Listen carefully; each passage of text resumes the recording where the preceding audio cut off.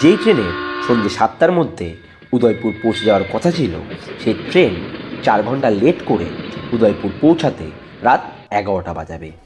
এই কথা ভেবেই যেন কাহাত পাট ঠান্ডা হয়ে যাচ্ছে নির্মলের, কারণ সে থাকে উদয়পুরে।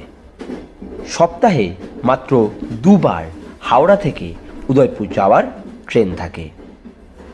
মেদিনীপুর জেলার এক প্রত্যন্ত গ্রাম উদয়পুর, যেখানে এখনও কাঁচা রাস্তা ও কাঁচা ঘরবাড়ি দেখা যায়।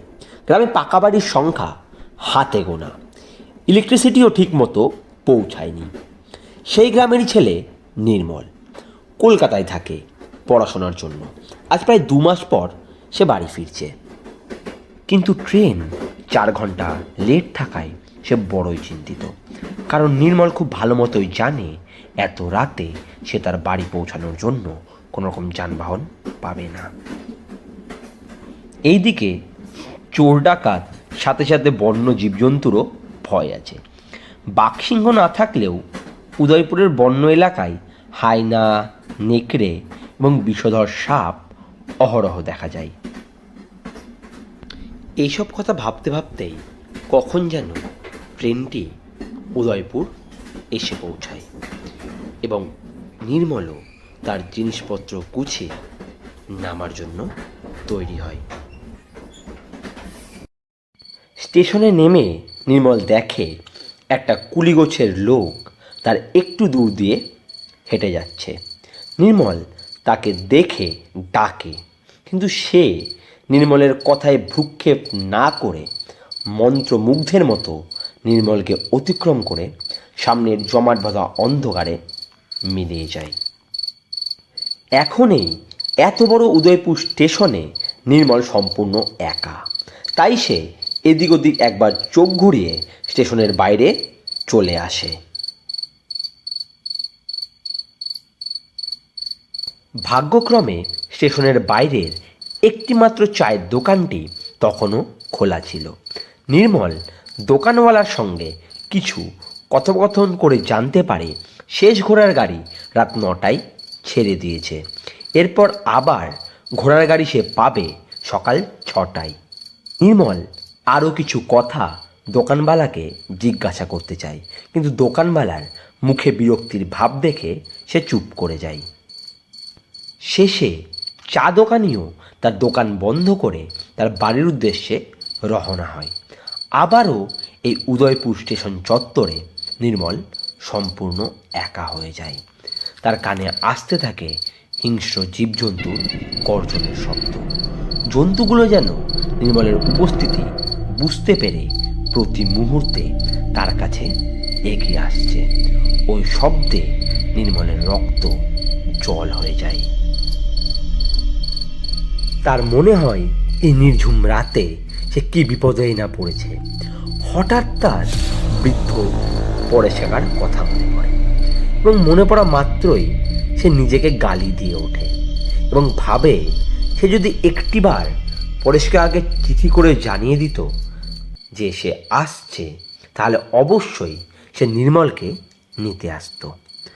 আর যাই হোক, এই নিঝুম রাতে একজন পথ চলার সঙ্গী সে পেত। নির্মলের মুখের কথা যেন মুখেই থেকে যায়।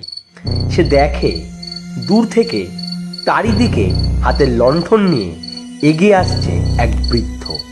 নির্মলের চিনতে বাকি থাকে না সে বৃদ্ধ কে। পরেশকে কাছে পেয়ে নির্মল যেন হাতে চাঁদ পায়। সে কখনোই ভাবতে পারেনি এত রাতে এই নির্জন স্টেশন চত্বরে সে তার পরিচিত কাউকে দেখতে পাবে। আবেগ সামলাতে না পেরে সে বলে, কি গো পরেশ কাকা, তুমি এখানে কি করছো? তোমার জন্যই তো আমার এত দূরে আসা, যাতে তোমার কোনো বিপদ না হয়। কিন্তু তুমি কিভাবে জানলে যে আমি আসছি? আমি তো তোমাকে জানাইনি। তুমি কি ভেবেছ তুমি না জানালে আমি জানতে পারবো না? আমি সব জানতে পারি।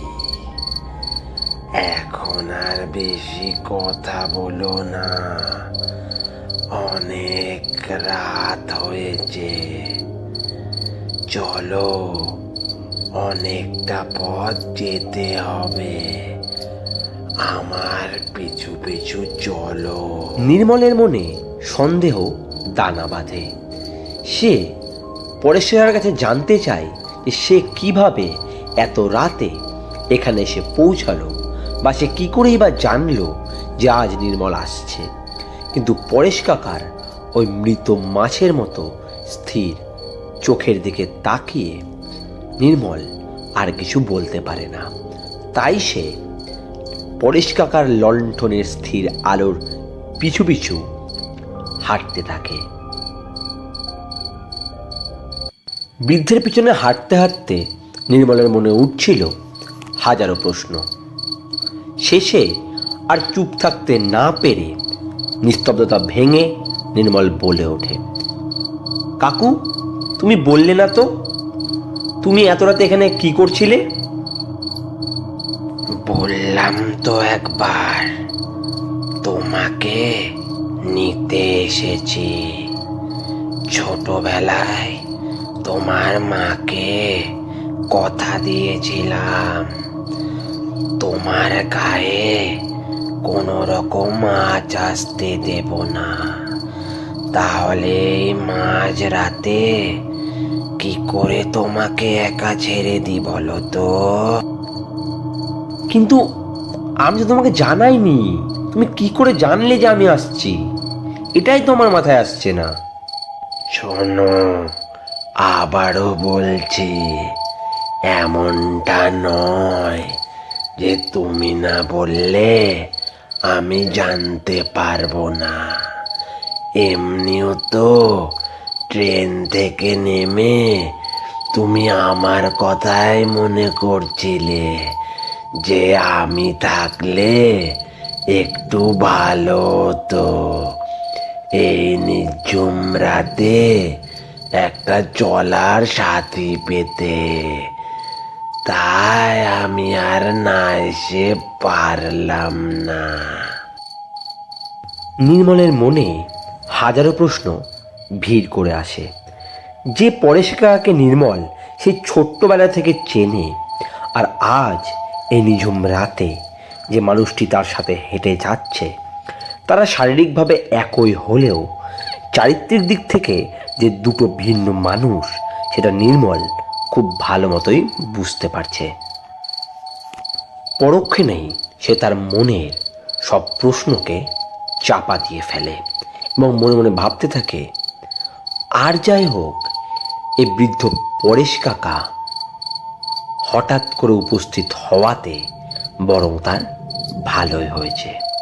আর যাই হোক, সেই নিঝুম রাতে একটা সাথী পেয়েছে, নয়তো এই বিপুল পথ এই নিঝুম রাতে তাকে একাই অতিক্রম করতে হতো। শোনো বাবা, একটা কথা বলি, আর যাই হোক, আর কোনোদিন এরম বোকামো করো না। কারণ প্রতিবার আমি আর তোমার সাহায্য করতে পারবো না। তাই এত রাতে আর বাড়ি ফিরো না, নয়তো বিপদে পড়বে। দিনকাল মোটেও ভালো নয়। প্রতি মুহূর্তে যেন বৃদ্ধ পরেশ কাকার প্রতি নির্মলের সন্দেহ বেড়েই চলেছে। এভাবেই কখন দিক বিদিক ভাবতে ভাবতে নির্মল যে গ্রামের প্রবেশের পথে এসে দাঁড়িয়েছে, সেটা সে বুঝতেও পারেনি। গ্রামে প্রবেশের পথেই পরেশ কাকা হঠাৎ দাঁড়িয়ে পড়ে এবং সে নির্মলকে বলে ওঠে, এইটুকু পথ তুমি একা একাই চলে যাও, আমার একটু দরকার আছে। আমি পরে আসছি, বেশি দেরি করো না, তাড়াতাড়ি চলে যাও। নির্মল বৃদ্ধ পরেশ কাকাকে তার কারণ জিজ্ঞাসা করতে যাবে, কিন্তু কে কোথায়? কেউ তো কোথাও নেই। বৃদ্ধ পরেশ কাকা যেন কোন মন্ত্র বলে হাওয়ার মধ্যে মিশে গেছে। এই গ্রামের প্রবেশের পথে নির্মল একাই দাঁড়িয়ে। নির্মল অতি সন্দর্পণে এদিক ওদিক দেখতে থাকে এবং সে দু চারবার বৃদ্ধ পরেশ কাকার নাম ধরে তাকে ডাকে, কিন্তু কে কোথায়? কেউ তো নেই।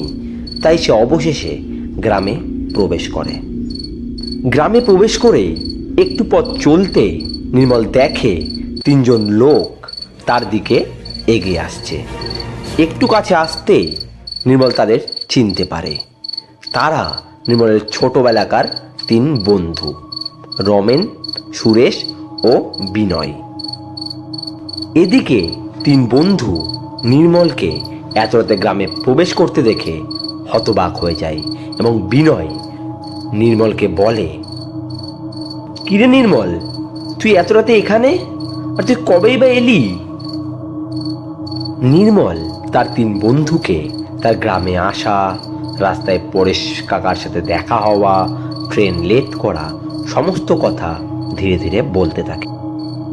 কিন্তু নির্মল লক্ষ্য করে তার মুখ থেকে পরেশ কাকার কথা শোনা মাত্রই তার তিন বন্ধু মুখের রং যেন ফ্যাকাশে হয়ে গেছে। কি বলছিস তুই নির্মল?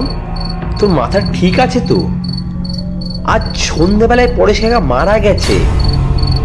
আমরা এই মাত্র তার দেহ সৎকার করে ফিরছি, আর তুই কিনা বলিস তুই পরেশ কাকার সাথে আসলি এতটা পথ? বন্ধু বিনয়ের কথা শোনা মাত্রই নির্মল হতবাক হয়ে যায়, কিন্তু এবার সে আস্তে আস্তে বুঝতে পারে যে রাস্তায় কেনই বা তার মনে বারবার পরেশ কাকাকে দেখে সন্দেহ হচ্ছিল। আস্তে আস্তে নির্মলের কাছে সবটাই জলের মতো পরিষ্কার। সেই ছোট্টবেলায় পরেশ কাকা তার মাকে যে কথা দিয়েছিল, আজ মরে যাওয়ার পরও পরেশ কাকা তার কথা রেখেছে।